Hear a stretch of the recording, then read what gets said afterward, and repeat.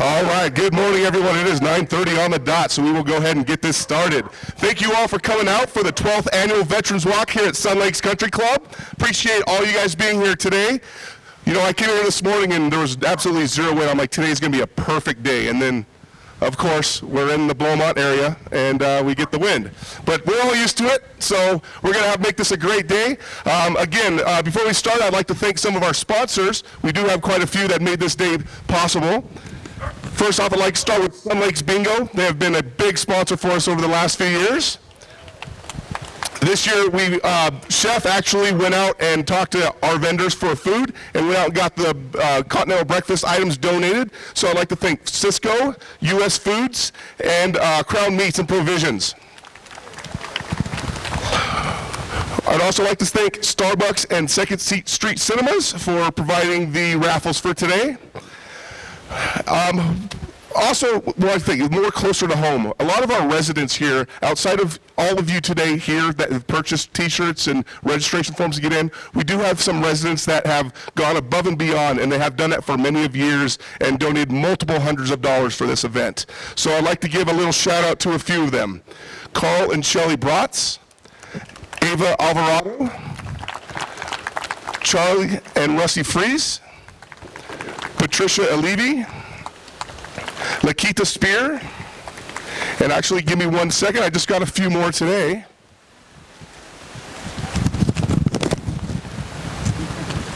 All right, Charles and Margaret McKinney, and the Kowalski Family Trust. Thank you very much for your sponsorship. And like I said before, it wouldn't be possible without all of you here today. This event wouldn't happen. So I'd like to thank you and give yourself a round of applause for being out here today. We're going to open up this day here. This marks the 12th Veterans Walk-In, the 9th year that we have partnered with the VFW Post 233. And during that time, we have donated over $50,000 to that post. So I appreciate their sponsorship. They're always here to help us when we need it. And I know they appreciate your sponsorship as well. So with that, I would like to present the VFW Post 233's color guard as they present our colors.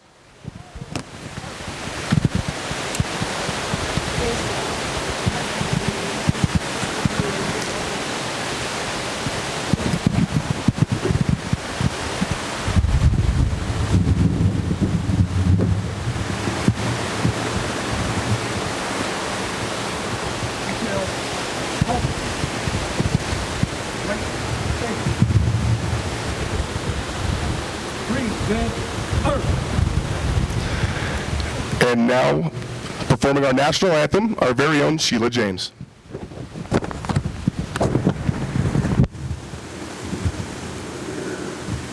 Oh, say, can you see by the dawn's early light what so proud we hailed at the twilight's last gleaming, whose broad stripes and bright stars through the perilous fight o'er the ramparts we watched were so gallantly streaming, and the rocket's red glare, the bombs bursting in air, gave proof through the night that our flag was still there. Oh, say does that star-spangled banner yet wave o'er the land of the free and the home of the brave.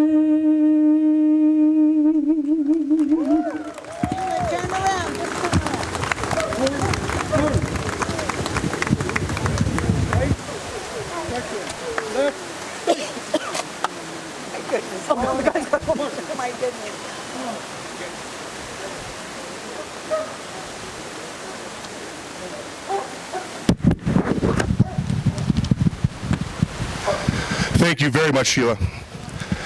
Thank you, Post 233. All right, so our walk this morning. We're going to go out here, make a right. We'll make a right on Riviera, all the way down Riviera, back a right on Country Club, and back around into the parking lot here, into the ballroom. As you're going along that walk, you're going to see a couple three A-frames. The one's going to be a 1/2 mile turnaround. One will be a 1 mile turnaround.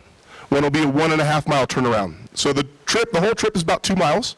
So if you see those, what that means is if you turn around and come back, that's the distance that you'll have gone, for those of you that don't want to walk the whole 2 miles.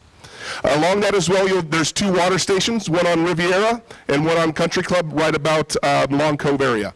So if you need some water, there's water at the station there for you. Again, this wouldn't be possible without all of you, as well as the recreation staff here this morning and the recreation committee who have been here helping, giving out t-shirts and helping set up in the ballroom. So again, thank you guys very much for all your help today. Again, wouldn't be possible without you.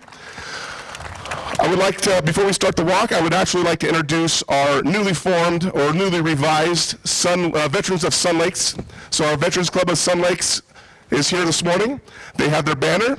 I'd like to have them go out first, if you don't mind. So if they can all kind of gather together here, and I will have you guys start our walk this morning. Sorry.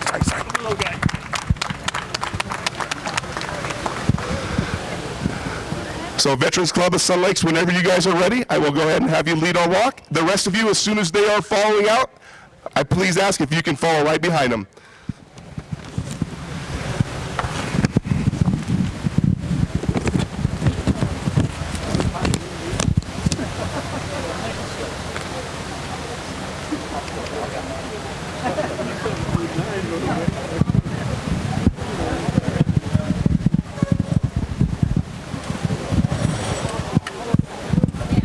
All right, everybody else, enjoy your walk. We look forward to seeing you guys back in the ballroom.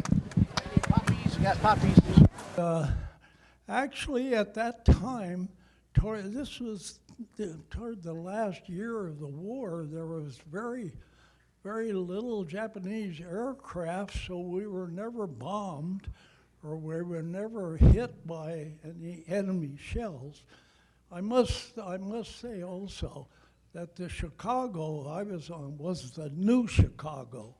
The old one had been sunk off Guadalcanal early in 1942. So this was a brand new ship that I was on. We didn't suffer any damage during the war. But after spending some time bombarding some of these islands, we ended up off Okinawa. This was probably shortly after the A-bomb was dropped in August of '45. And we were involved in a typhoon. And the ship was pretty well tossed around. You can imagine the size of a cruiser being tossed around pretty good. Think about the destroyers. They were being tossed around like tin cans, taking water in their stacks, losing their engines. I understand some of them even just flipped over entirely in that typhoon. So we got damaged pretty much with the steerage system, and to get back to the States, it took about over a month to get back, and we went into dry dock in Long Beach. Well, that was okay with me because Long Beach was my hometown. And luckily, I used to get Liberty pretty often, and I got to, not only that, but my dad was the personnel supervisor of the Navy shipyard, and I got to ride home with him at night, ride back in the morning with him, so that was pretty good duty with the ship in dry dock. But we were there for about 2 months, and then we left and went to Pearl Harbor first to get resupplied, and then I don't think as enlisted men we ever really knew where we were going to go. But after about 2 weeks, no, about 3 weeks, we got up one morning and the ship was still and went on deck, and we were sitting in the middle of the Huangpu River in Shanghai, China. Apparently, I read in the papers later that apparently we were sent there just to show support to the Chinese nationalist government. And soon after that, however, they were taken over by the communists, and the Chinese government went to Taiwan. So after about a month in Shanghai, we occasionally got liberty, but of course, our dollars were changed into yen, Chinese money, because we're in Shanghai, you couldn't use American money. And of course, as enlisted men, one of the first things we wanted to do in China was find some silk things to buy for our girlfriends or mothers back in the States. And so that was kind of a fun time in Shanghai. But then we traveled all around Japan after that, various ports. Our main port was in Yokosuka, which is in southern Japan. And they had a great enlisted men's club there. We could get beer and Cokes and sandwiches. They even had pool tables. We got American newspapers. They had a gym. So it was a good place for enlisted men to go. But occasionally, a buddy or two of mine would catch a train. Those bullet trains in Japan were always on time and very fast. And so a couple of times, well, we went to Tokyo. Took a couple of hours to get there from our base. But in Tokyo, we had a great enlisted men's club also, and it was right next door to the imperial palace of the Japanese emperor. And then we, one time also, took a train trip to Hiroshima to see what it might look like. And it was actually just rubble, concrete rubble and burned buildings. And I often wondered after, there was never any concern about our being exposed to any radiation from the bombs that was dropped there. But I certainly never suffered any after effects. But anyway, after Japan, traveling around various bases there from southern Japan to northern Japan, we got news that the reserves were going to be discharged.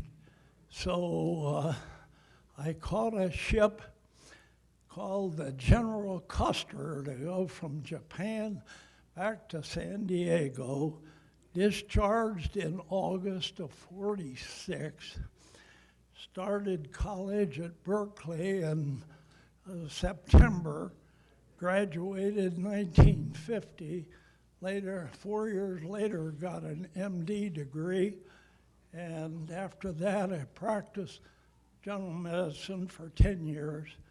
Then I did a psychiatry residency at USC and I remained there for 26 years, retiring as professor of psychiatry. So I've had a very interesting career. I've been retired since '92 and have enjoyed my life considerably since then. I appreciate talking to you.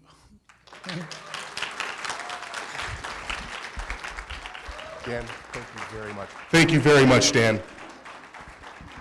Tony, I would like to introduce, we have Tony here. He's going to be our last speaker today, and then we have a presentation from our quilters.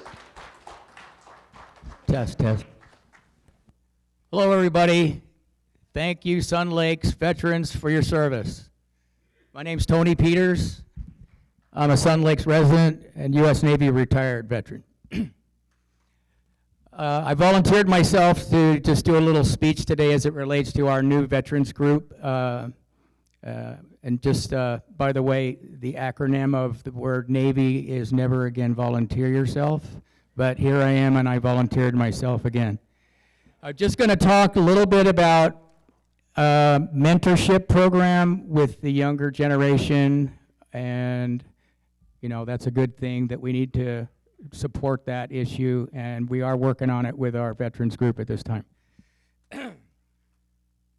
So basically, comparing myself and my life as I grew up as a young teen, and I grew up in a low-class family, and the one main difference that I think between low class, middle class, and upper class would be that the upper class, their young children, they're already groomed to be following a path into whatever their career is going to be as they become adults and get older and get on with their life and their careers, which is not the case for low class or middle class families. I'm a prime example of that. So, starting from my high school, my parents and my grandparents had all the unconditional love for me in the world. I couldn't get enough of that. The difference was, being from a low-income family, they were not mindful to influence and grooming me to what I was going to do as a career for the rest of my life. So I went to high school, did my 3 years in high school, joined the football team, wrestling team, went to parties after the football game, and had a girlfriend for a while. When it came time to graduate, I got a bit of a culture shock that I really didn't know what I was going to do with myself as I became an adult.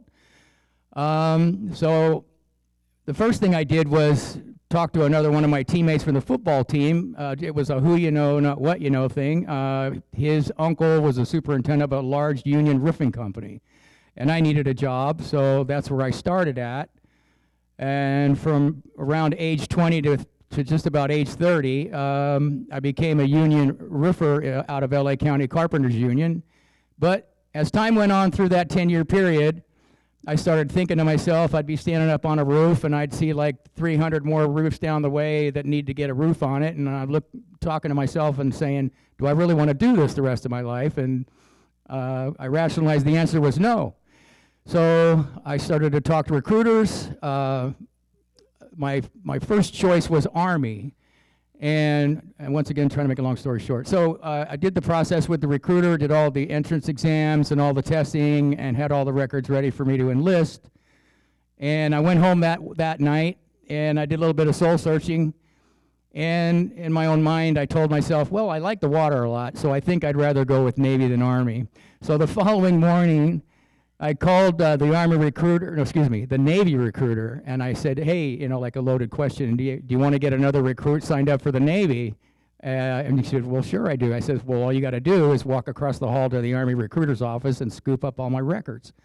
So that was the start of me being in the Navy. Now, at that time, when I first went in, my intention was just to do a 4-year tour and take advantage of the military benefits, et cetera.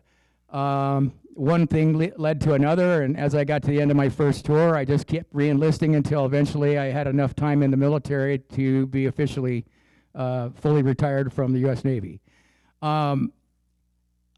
I just wanted to say that through my career in the Navy, there is just a lot of positive things, and I would also say this applies to the other armed services as well, is that, for example, if you're good, you know, you're a good worker, you show up to work on time, you're reliable, you show some responsibility, your peers or higher up personnel in rank, they want positive things to happen for you.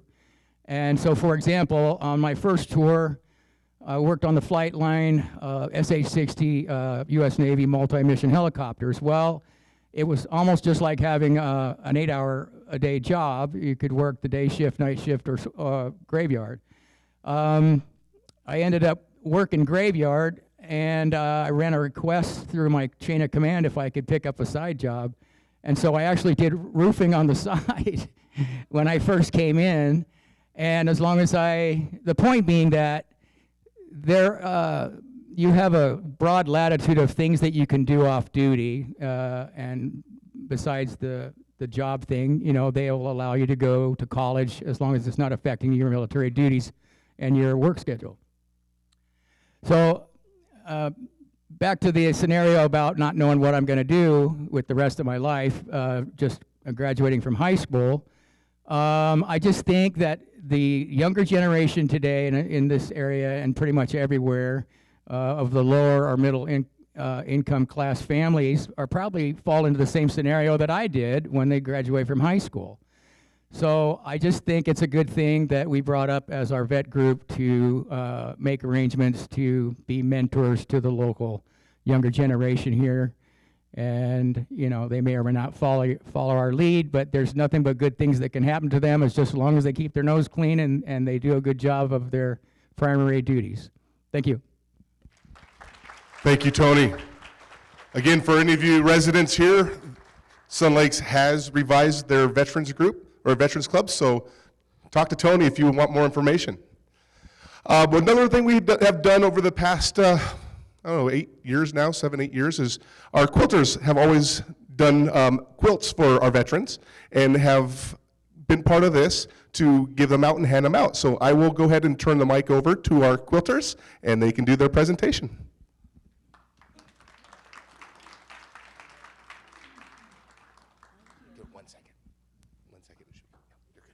Now, are you there? Are you there? Yeah. You can hear me? How many of you know what Quilts of Valor is? Not very many. Good, I get to tell you again. I've done it for about 4 or 5 years now. Quilts of Valor began very quietly. Catherine Roberts had a dream in 2003 when her son was in Iraq. The dream didn't necessarily see him, but it saw a soldier sitting on his bed with just great depression, just darkness around. And then she looked again, and he had a quilt wrapped around him. And, you know, she interpreted her dream that a quilt will help. A quilt will lift. And so she began in 2003 making quilts for veterans. It equals healing. And she was even given the name Quilts of Valor, QOV. And if you want to look us up and find out all about us, QOVF for foundation.com is where you'll find all the information. It means love, comfort, gratitude, and healing. And we give them to veterans touched by war, and who isn't, right? Who give their time serving in the military, doing whatever they do to bless our country and our families. There's even a Hallmark movie called Wrapped Up in Christmas about a Quilt of Valor being awarded. Who can receive one? You do have to be alive. People ask me, can you do it posthumously? No, can't. Have to be alive. There are many rules. It has to be a specific size. We have a maximum and a minimum size. It must be washed before we give it because the colors do run. I had a little problem this year, but to help protect it, we use Color Catcher, it's called, or something like that, which protects. Whoops, that was wrong. Hang a minute, I think I left most of my talk here.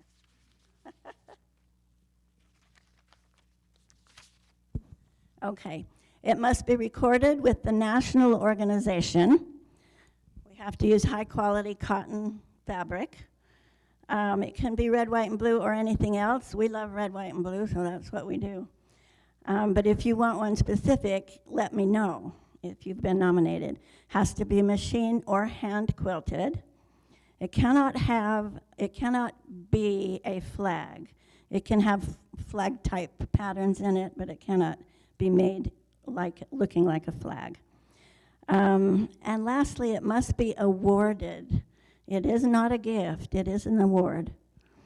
They can be presented any time of the year. We usually do ours on Veterans Day. I do single ones once in a while, otherwise.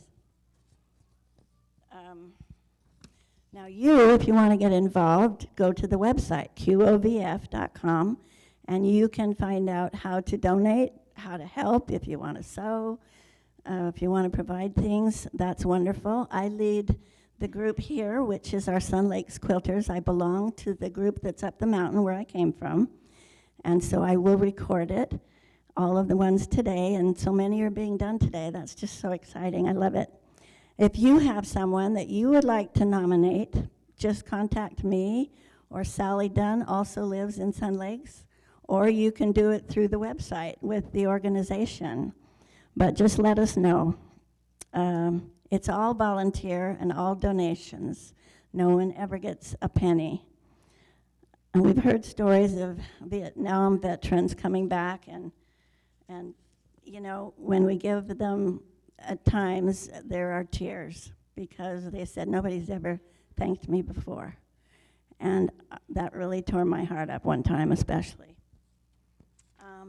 So here's our group today. Girls, come on.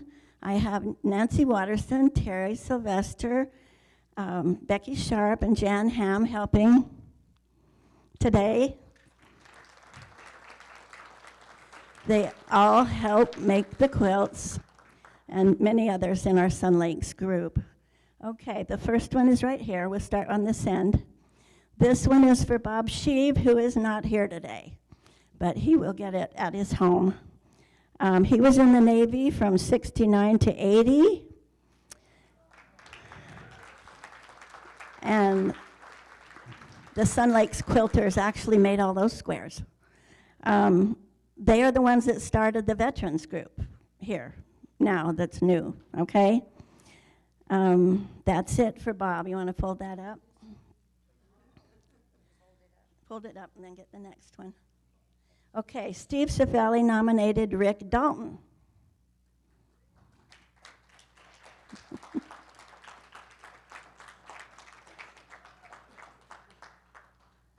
Label on the bottom. This one has an upside and a downside, so try to get it straight here. There we go.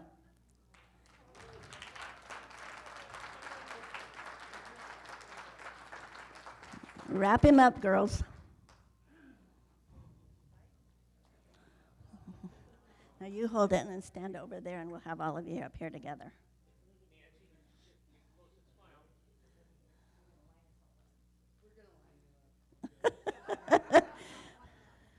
We'll just push you around a little bit here. Okay, the next one. Dolph Mason was nominated by his wife, Carla.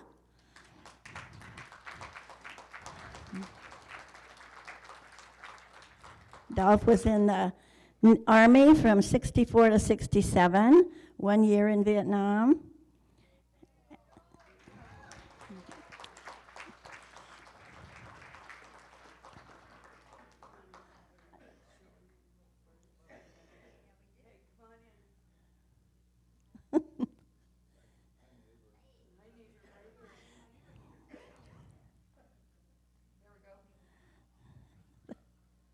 Wrapped with love.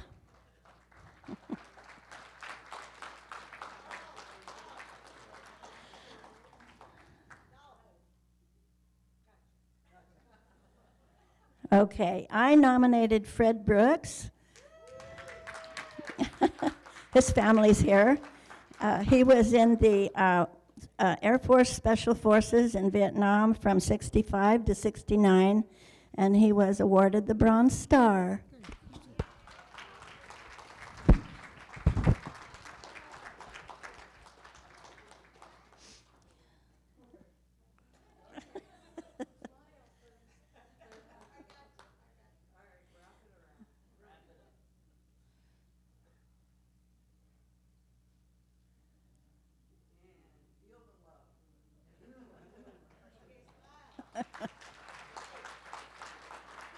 Thank you.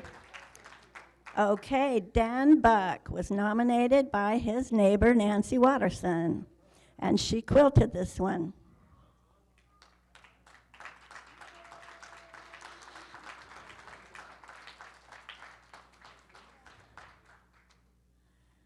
What do you think, Dan? He's been excited.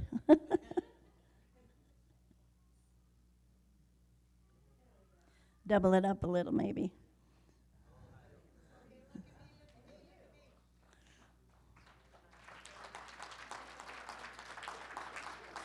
Wonderful. And last but not least is Joe Firmino, who was nominated by James Grundy. A lot of you know Joe. And Joe just had a birthday, and he'll be happy to tell you he's 99.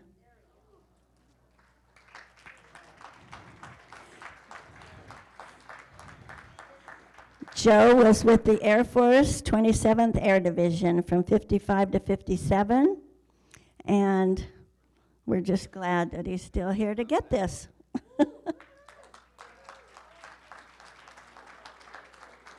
Not on his head. We thank you all for the service that you've given. Please, please see us if you'd like to nominate somebody.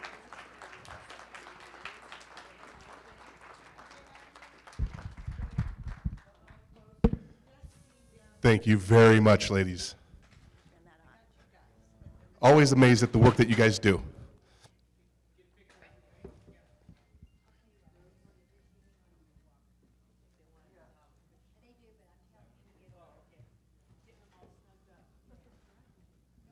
You know what? Let me grab it.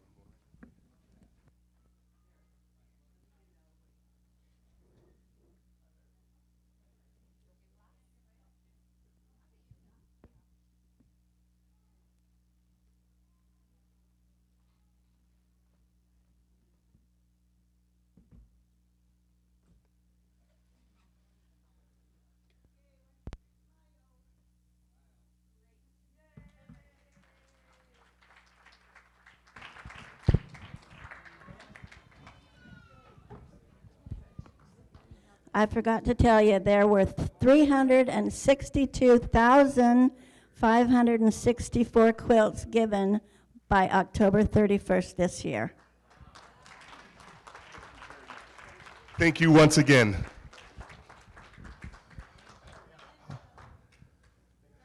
All right, everyone. We're coming down to the end here, down to the final stretch. Those little tickets that you were given out by the Recreation Committee, we're going to go ahead. We have 2 raffles, so I'd like to go ahead and give those out now. So go ahead and get those tickets out. I'm going to have the wonderful Linda here go ahead and turn the turnstile and shake that up and pull a ticket out of there and get a winner.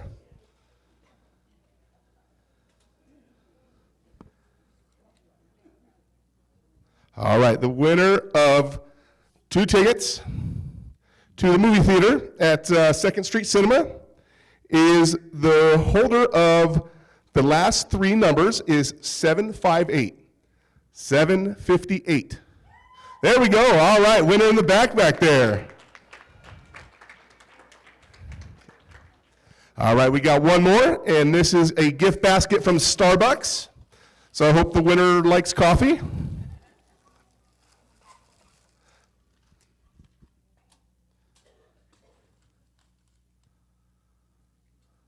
Okay, here we go. And the winner is the person holding the ticket with the last 3 digits, 940. That's 940. 940 going once. Oh, there we go. All right, we have a winner.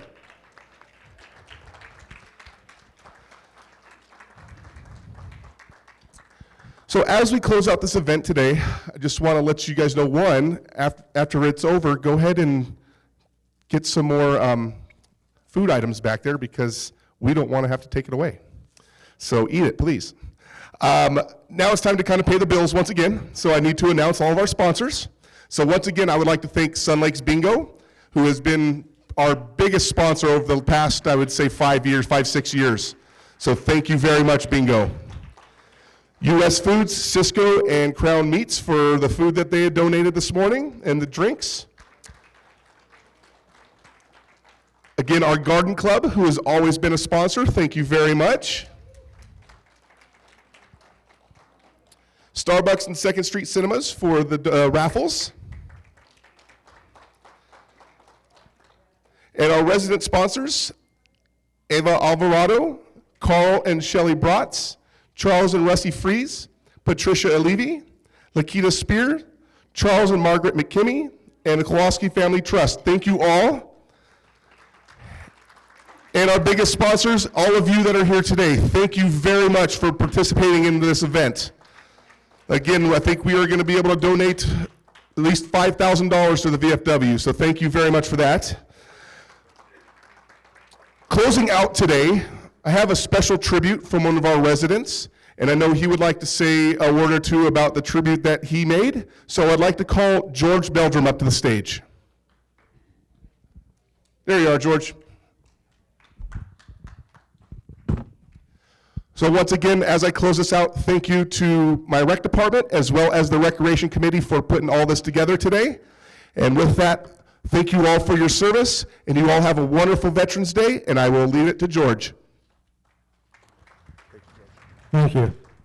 I'm just going to say a couple of words to introduce the video that I was lucky enough to be involved with Herman and Bob. They were the real producers of this video. A few years ago, I was lucky enough to be selected by an outfit called Operation Song from Nashville that, with the help of the Veterans Administration, they select veterans and they match them with a songwriter that the Country Music Association provides through Operation Song, and they allow you to write a song with the songwriter, and I was selected and was scheduled to go back to Nashville and do a session with the songwriter, but during COVID, we ended up having to do it on a Zoom. But the song came out very well. Chuck Jones, my co-writer, is an excellent musician and songwriter. And after we got the song done and I recorded it, I decided to do a video, and that I asked Bob and Herman would they be nice enough to shoot it for me and edit it, and they did a wonderful job. So we're going to show it to you. But before I do, I want to tell you when I first moved here, I had a Marine, and it wasn't Rick, that was driving his cart, and he had all this Marine stuff on it, and I said, God, it's so nice that you're a Marine. All my in-laws are Marines. I was in the Army, but all my in-laws were Marines. He said, well, I tried to go in the Army, but they rejected me, and I had to go in the Marines. I said, well, that sounds strange. How did that happen? He said, well, when the Army went to do my background check, they found out my parents were married. Yeah, he got me. He got me really good. So the song is called Whiskey on Your Stone, and it's dedicated to a fellow Army infantryman that fell during an operation right next to me, actually. And this song is kind of how I was affected by that. So we can go ahead whenever you guys are ready.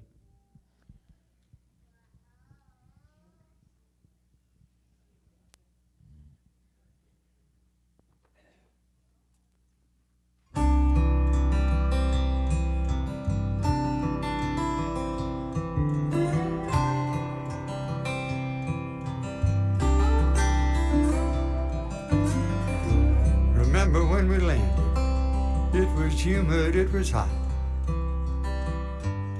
4-day operations, we were walking point a lot. Humping through that jungle, how thirsty it got. Man, do you remember?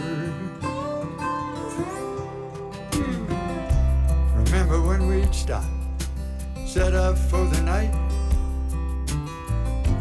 spread out in a circle, hope the moon don't get too bright. Praying it don't rain, just waiting for the light. Man, do you remember?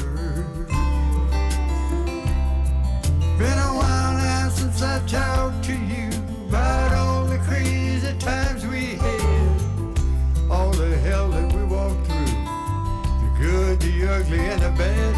Can't share this stuff with no one else. I don't like talking to myself. You know I don't like to drink alone, so here I am again, pouring whiskey on your stone.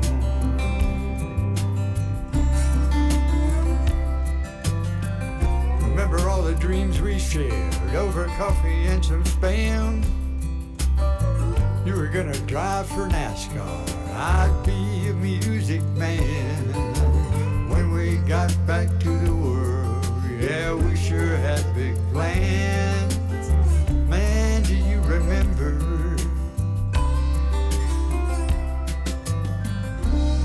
Oftentimes I think about the way that day went down.